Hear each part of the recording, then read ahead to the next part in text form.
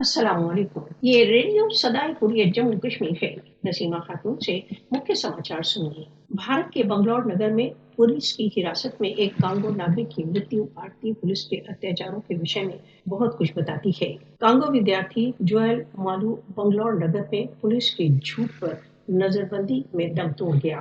भारत के बंगलौर नगर में कांगो विद्यार्थी की हिरासत के दौरान हत्या के विरुद्ध प्रतिवाद में 6 अफ्रीकी हताहत हो गए।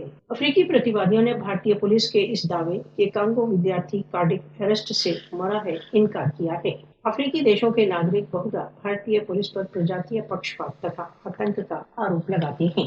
भारतीय पुलिस बहुधा ही मनगढ़ंत अभियोगों पर अफ्रीकी देशों के नागरिकों को नजरबंद करती है। अफ्रीकी नागरिकों को भारत में पुलिस के हाथों प्रतिदिन पक्षपात का सामना है। भारत में पुलिस स्टेशनों पर नजरबंदी के दौरान टॉर्चर सामान्य है। पुलिस अत्याचार, टॉर्चर तथा अवैध हत्याएं संपूर्ण भारत में अब तक देखी जा सकती हैं। पुलिस की हिरासत में हत्याओं पर भारत में अधिकतर कोई दंडित नहीं होता। पुलिस अत्याचारों के अधिकतर मुसलमान अथवा निम्न जाति के हिंदू शिकार होते हैं।